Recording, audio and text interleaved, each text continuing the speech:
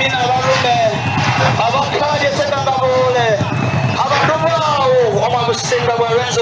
okushara mukongera y'imikoro yeji kugira nyuma yo kugira ngo musingo gwakija yazaho muyanga eryatake kurunda obujanjabi kandi abakuru omu bukama barugayo kushoborora kunibija kukwatanisa kujaguza kukwemeka ko musinga wabo bakukwatanise n'amazarwage amwena no kwirukanga kurija kubahe 2014 okwezi ku 11 okurugira mugambirizi wo bukamo uri kumanywa nka Honorable Geoffrey Kanyonyi kandi ari we Minister w'enshonga z'amahurire neryo twabara kimenyerera twomakanira ni hayimanayi tukalebya omubala owe coronation ngatuyire watuthi omulu mota na mwenda neryo mwatu habula omubalo yo twomatikaniyawo na erebuka amabuto omusenga erila mumate betu kulikikahola omusenga birthday run.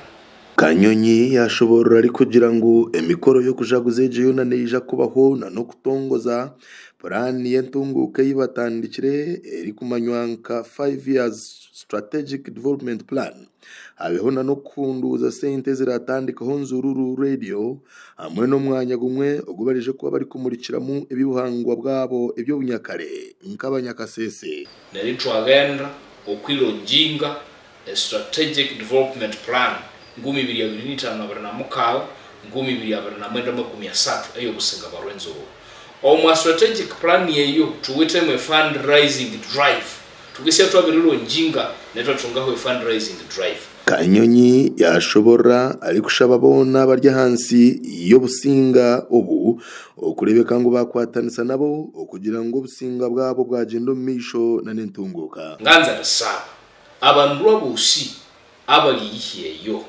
embikisi endambi lero yamahika natwe yarahambira kintu cyetu abusi abakatusunzira bebuya the well wishers ngabasaba ende mwase tuhambira hawuma engula kula nayo busenga barwenzuru government iri hangiri Uganda ngasaba indine nyumwase mutuyunga naye kutubi hawuma wekando ryo musinga warwenzururu uri kumanywa nko musinga Charles Wenzele mu mbere yarugaye yashaba abantu bono guma bino bucurera kandi ngo bareke no kwirarikira ahamagarage abo kuba yashoborora ngaliyo natunga obujanjabi omwihangeri yatake kandi shayo nanaija kuba nagaruka. I haven't been feeling very well. I'm here at Entebbe Airport. Of course, whenever you are at the airport, you expect somebody either to receive a visitor or to travel. So I'm here to travel to a foreign country, Turkey, for a medical review.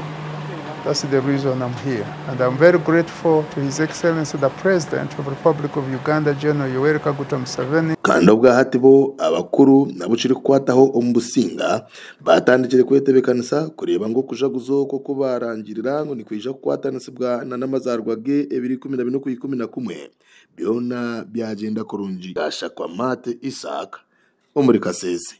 Oye Uganda oye. Stay well. Thank you. Bye bye. Okay, thank you.